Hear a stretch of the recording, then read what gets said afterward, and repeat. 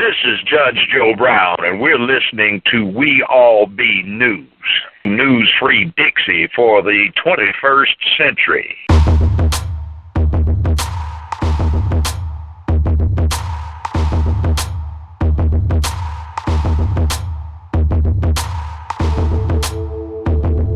Welcome, Black family, to another wonderful entertainment edition of The Artivist Thinks. Right now, we're dealing with a special Artivist Thinks. It's very unfortunate, but I feel like it's been weighing heavily on my heart since I heard of the unfortunate news of the Mother Emanuel A.M.E. church shooting, which happened last night, Wednesday night, June the 17th, 2015.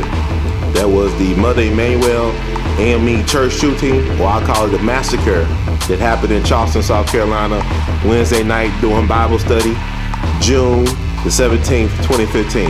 The reason why I want to talk to you all right quick, because I want to get this narrative out there that needs to be heard. It needs to be amplified. I want y'all to have a great understanding of what just went down. It was a massacre to cover up an assassination. I repeat, what happened at Mother Emanuel A.M.E. Church in Charleston was a shooting using a massacre to cover up an assassination. The reason why I said this is this because the news said they could not release the names of the 9 victims of that unfortunate incident. But the news did release the name of one of the most prominent victims of that unfortunate incident. The man who led that church, the late Rev Clementa Pinckney. It was interesting because the police chief and everybody said they couldn't release the names of the 9 victims, but yet they released the names, or released the name of Rev Clementa Pinckney, who led that church congregation. Now, Rev Pinckney is not no ordinary minister. He was also a state senator in the South Carolina legislature. So he was a state senator, but before that he was elected as a state rep back in 1996. Very well-read brother, a very true scholar practitioner, very well educated, very much a man of the people. He also was very much involved in the community. He was one of the ministers that was leading the rallies and the protests against the Walter Scott shooting in North Charleston. So he was a very vocal man in the community, and also he was very involved in the political machinations of South Carolina politics. And he was a respected voice. He was like, when they killed Reverend Clementa Pinckney, they killed South Carolina's MLK and Reverend Adam Clayton Powell Jr. Once again, I repeat, when they killed Reverend Clementa Pinckney, when they assassinated the brother, they killed South Carolina's MLK and Reverend Adam Clayton Powell Jr. all in one. And I want to bring this up as well, because what people don't know as well, because white supremacy love history and numerology and astrology and things of that nature.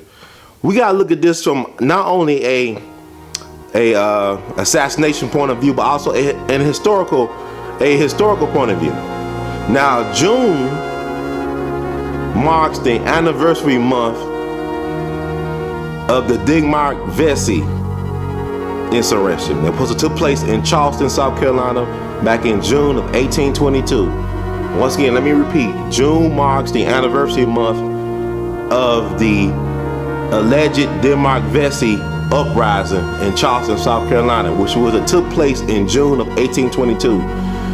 They killed or hanged Digmark Vesey, I believe, on July 2nd, 1822. Okay, think about that. Digmark Vesey was a founding father of the A.M.E. Church in South Carolina, in Charleston. Once again, let me repeat, Digmark Vesey was a founding member or father of the A.M.E. Church in Charleston, South Carolina. The shooting happened where? In Charleston, South Carolina. What was the name of the church? Mother Emanuel A.M.E. Church. Stop putting these pieces together, people. See, white supremacy loves to attack black folks at their strongest points. White supremacy loves to attack black folks using churches in the month of June. Let me help you understand. June 21st will mark the 51st anniversary of the lynchings, the assassinations of the 3 civil rights workers down in Mississippi, Michael Swerner, James Chaney, and Andrew Goodman. How were they able to get assassinated by the sheriff's department and the Klan, you say? Well, the Klan burned down Mount Zion Methodist Church in Neshoba County. The reason why the Klan and the sheriff department down in Neshoba County was able to catch these guys was because they was investigating the burning of Mount Zion Methodist Church down in Neshoba County on Father's Day, June 21st, 1964. June 30th, 1974. Alberta King, also known as Mother King, who was the matriarch of the King family. Yes, she was Dr. Martin Luther King Jr. mom, Brother A.D. King mom. She was assassinated in Ebenezer Baptist Church in her Oregon by a black man named Maurice Chenault, June 30th, 1974. That's when that happened, y'all. So y'all seeing the patterns? Y'all understanding what I'm saying? The gist of things that's going on? White supremacy attacks black people at their strongest points, not their weakest points. Baba Dick Gregory always said the 2 strongest forces known to America, ever known to America, was the black woman and the black church. And they are both under attack at the same time. Think about the McKinney, Texas pool party raid. Eric Caseboat attacked a young black woman. Now, think about what happened in Ferguson when they burned down a church. Think about what happened 20-something years ago when they were burning down churches in the 90s, when churches was catching on fire. Black churches were catching on fire in the South in the 90s. Think about the 4 little girls at 16th Street Baptist Church in Birmingham, Alabama. You see the patterns? You see it? There are no such things as a coincidence and a conspiracy. We are living in a system that thrives off conspiracy, that thrives off treachery, that thrives off this type of hell. And folks, we're not even in the summertime officially yet. June is a month of terror for black folks, just like the month of April. June 20th, 2015 will mark the 75th anniversary of the killing or the lynching of Brother Albert Williams. Brother Albert Williams was the first NAACP officer killed in United States history. He was lynched in Brownsville, Tennessee, June 20th, 1940. He was taken from his home by the sheriff of that county, and he was lynched by a mob of white men. And he was thrown in the river, the Hatchie River. His body was recovered 3 days later, after June 20th, on June 23rd. They didn't even have an autopsy. They buried him the same day in an unmarked grave. His wife, Sister Annie Williams, was so terrified that she left that day to New York City, never to return. And to this day, nobody has any idea where his body is buried. To add further insult to injury, he never had a proper burial. There were no memorial services for Brother Albert Williams, and he was just 31 years old. His crime? Trying to register black folks in Brownsville, in that county, to vote in Haywood County. This is in Tennessee. This is less than 70 miles away from Memphis, Tennessee. Albert Williams, 31 years old, the first martyr of the NAACP. This is 23 years before Medgar Evers in 1963. Albert Williams, lynch, June 20th, 1940. Swerner Cheney Goodman, lynch, June 21st, 1964. Digmar Vesey, tried to lead an insurrection, allegedly, June 1822. Founder of the A.M.E. Church in Charleston, South Carolina. The start of the Civil War, Charleston, South Carolina, April 12, 1861. Remember I told y'all about that?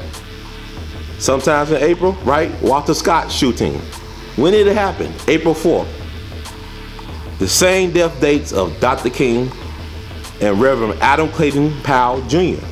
April 4th, 1968, April 4th, 1972, April 4th, 2015. South Carolina, one of the original 13 colonies of this republic, of this corporation known as the United States of America. The Bank of America headquarters, located in Charlotte, North Carolina. Their corporate headquarters. 40% of enslaved Africans came through Charleston Harbor. That's in Charleston, South Carolina. Who they say shoot the brother? Brother Reverend Clementa Pinckney. They said it was a young white man in his early 20s with blonde hair, right? Slim, slender. I wouldn't be surprised that this guy had a military background. Think about Timothy McVeigh. Think about the DC sniper. A lot of these so-called domestic terrorists had military backgrounds, training. Think about this, people. I just want y'all to start connecting the dots. Don't be afraid to connect the dots. Don't be afraid to see the world in magic glasses, okay?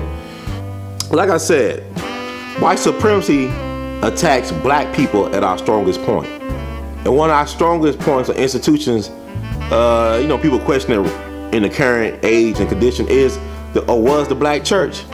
Think about the phenomenal people that were produced by the black church. Think about Harriet Tubman, Nat Turner. These folks were A.M.E. ministers or preachers. Think about Digmar Vesey, who started the A.M.E. Church in Charleston, one of the founding members or fathers. Think about Bishop Henry McNeil Turner out of Georgia, who advocated that black folks believe in a black God and practice self-defense. Think about Brother Highland Garnett, Henry Highland Garnett, the brother, very radical brother, very impassioned brother, who advocated that black folks get their liberation by any means necessary, more than a century before Brother Malcolm X came on the scene. Think about even John Brown, a white radical, a white revolutionary, who hanged around black folks in the black church, who no doubt had to be inspired by our brand of liberation theology, who heard Reverend Garnett and Douglas go back and forth on the issue of the abolition of slavery. Think about all these things, people. I'm telling you. Think about the music point of view. Think about John Coltrane. John Coltrane came from Hamlet, North Carolina. Both of his grandfathers were A.M.E. ministers. That's the power of black church. Because black church back at the end of the day meant black power. We could not even have a civil rights movement without the black church. It was a safe place, a gathering place for people where they could get their dignity and self-respect, where they can create a world in their liking, in their image, where they can worship without scrutiny and peace. So this is what I'm talking about when I'm talking about the black church. Not what we see today, but back in the day, rather. So either Ida B. Wells Barnett, you think about all the people that came through the black church, that contribute to black society, that contribute to our civil rights and our human rights and our liberation. And now, the powers that be are declaring war on the black church. It is more than just a spiritual war, y'all.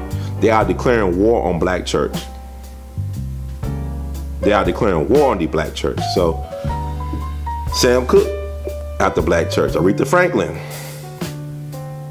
Think about all the folks we benefited that had ties to the black church. So, family, let this be a wake-up call. It's not even the summertime yet, officially, but it's already gonna be hot as hell. It's gonna be a hellish summer. So get Hope for the best and prepare for the worst.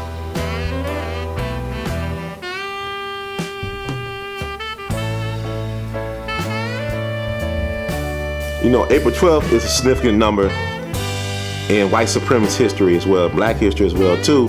Like I said, April 12th was the start of the Civil War in Charleston, South Carolina.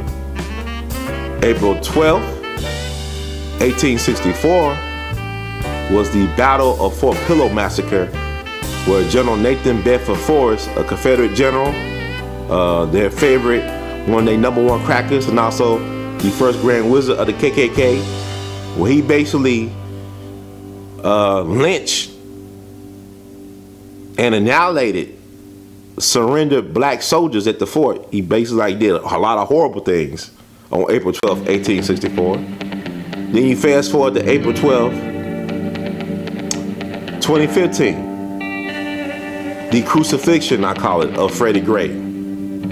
How they manhandled brother Freddie Gray, that they severed his neck almost completely from his spine. That happened April 12th, 2015. So you got April 12th, 1861, the start of the Civil War. April 12th, 1864, the Battle of Fort Pillow Massacre. And April 12th, 2015, the crucifixion of brother Freddie Gray in B-More. So this is why you should know your history, black people, and connect the dots. Very important stuff that we need to learn about. So, what else can I say that comes to mind? Like I said, a lot of stuff. Hopefully y'all can just go through. But yeah, watch how the story developed with the A.M.E. church shooting, the mother Emanuel A.M.E. church shooting in Charleston. They said that 9 folks were killed. It could be more people that end up becoming casualties. We don't know it, but it's funny they said they couldn't release names, but his name, Rev Clementa Pinckney, was released. They have not caught the shooter yet. It'll be interesting to see if they allow the shooter to make it to the court for his court date. Now, I'm also wondering, is this guy under some type of mind control, the shooter? Is it MK Ultra style Manchurian candidate? So we don't know. There's a lot of things we don't know. He could be the lone shooter with many planners. Think about it. Lone shooter with many planners, just because you pull the trigger don't make you the mastermind. So I want people to start really think about that. Think about the patterns. Think about previous assassinations of people like Medgar Evers. Like how was Byron Daniel Beckworth, how was he able to hide like a sniper in a black community? I went to Medgar Evers' home, and you never know that horrible stuff happened on June 12th, 1963, because it's a quiet black neighborhood still. So how can this white dude hide like that among black people? What I want to tell people is always an inside job. Since the days of Jesus, right? It's always an inside job. You should always think like that. It's because America trains our terrorists, creates our enemies. West Point. Where did the generals from the Civil War go to? They went to West Point. The guy who planned Pearl Harbor, where he go to school? He went to Harvard. Who taught him how to fly planes? America did. This is Emerald Yamamoto. Even Ho Chi Minh, the leader of the Viet Cong. He used to come over here to America, hang out in Chicago and Harlem, listen to Marcus Garvey. Speak about liberation and black pride and knowledge of self and do for self. So you gotta think about it. This is America. So, this is what we're getting at here. This is why I want people to understand that there's something going on real big that's happening. There's a paradigm shift. There is something coming into play. This might be the Fourth Reich. People need to research Operation Northwoods, Operation Lantern Spike, false flags, crisis act, and all this stuff need to be looked at with with some scrutiny. And all I want to do is encourage everybody out there to critically think and do for self and know for self and share what you know. And so I want to thank everybody who took the time to listen to this video. Please feel free to subscribe, to share this video with who you love and also who you don't know, because this conversation needs to keep going beyond this video. And if you like what you heard, if you feel like it empower or inspire you, feel free to donate to the We All Be movement. In the words of the great Duke Ellington, we love you madly. And also keep on producing and pushing and thinking. Peace.